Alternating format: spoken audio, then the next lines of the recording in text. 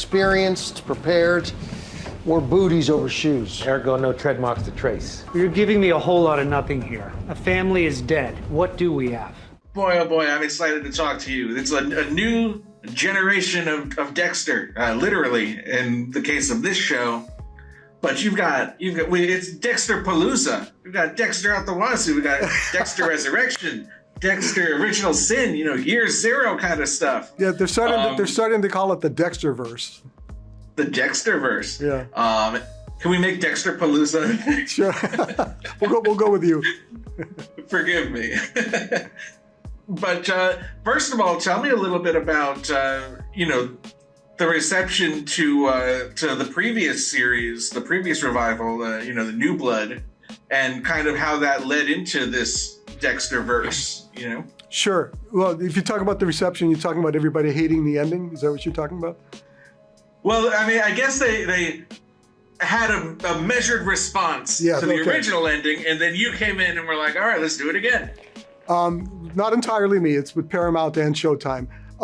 The way New Blood worked is what I wanted to say to social media, because they went crazy when Dexter was shot, and which just showed me how much they loved the character and loved the show. But at that time, I only had Michael C. Hall for 1 year, so I had to end the show. And then it turned out that the finale, which I was privileged enough to write, was the most watched episode in the history of Showtime. And Showtime immediately ordered a sequel, which I got my writers back together. We wrote all 10 episodes, and that was for Showtime and Gary Levine, the president of Showtime. And then Chris McCarthy from MTV Entertainment and Paramount came along and said, he's a Yellowstone guy, so, and 1883 and 1923, all of which I had seen and loved. He says, I don't believe in sequels. I want to do a prequel. Can you come up with a prequel? And so I did, pitched it to him and Gary, and then Chris said 4 words at the end of the pitch. Phenomenal, I love it. And next thing I know, I got my writers back together, and we're banging out the prequel, which is Original Sin. But Resurrection is still moving forward. Is that those same scripts that you wrote last, or however many years ago now? No. Resurrection is different. It's a whole new show. Michael Hall called me and said, you know what? I've got Dexter in my bones. Clyde, you've got Dexter in your bones. Let's keep going. Can you figure it out? How can I have survived what happened in the finale?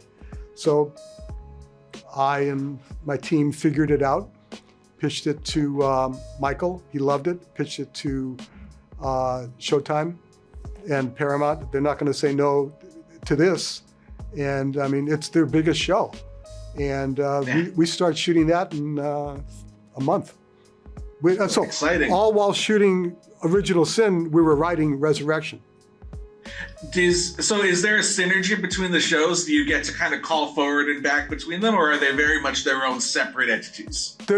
Other than the fact that Dexter is who he is, they're separate entities. Mm-hmm. And this show is kind of a quasi reboot in a way, because it recasts everybody. It's younger versions of themselves. Can you tell me a little bit about kind of bringing back that like season 1 energy of Dexter, kind of learning who he is, except this time he's learning who he is? Well, that's a great point, because when we first see Dexter in the OG series, he's 35 years old and fully developed as a serial killer, right? Now we meet him in Original Sin. He's 20 years old. He's a college student. He's socially awkward. He's never kissed a girl. He doesn't know how to hug his own sister. And he's got to learn how to blend in and be part of the world. Yet he is fated to be a serial killer. And that's the inevitable part of his journey, and that the audience is familiar with, and they get to see that baby grow up. And I mean, again, he's a college student. When we meet the original Dexter, he's living with a woman, and she's got 2 kids, and he can pretty well play the game.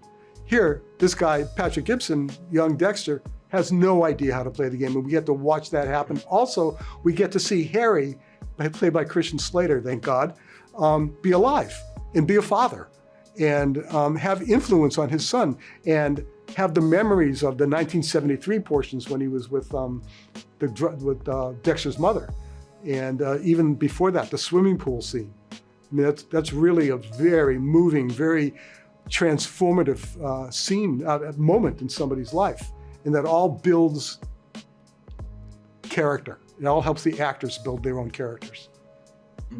Well, thank you so much. It's really hard to nail a prequel, but having seen the first 3 episodes, you friggin' nailed it, man. Oh, thanks. That's so nice. What a great way to end this. Thank you so much. Looks like the intruder used a box cutter to gain entry through the back screen porch. Yeah, he shot the parents point blank and the little girl in the back as she ran for the stairs. And pilfered everything in sight.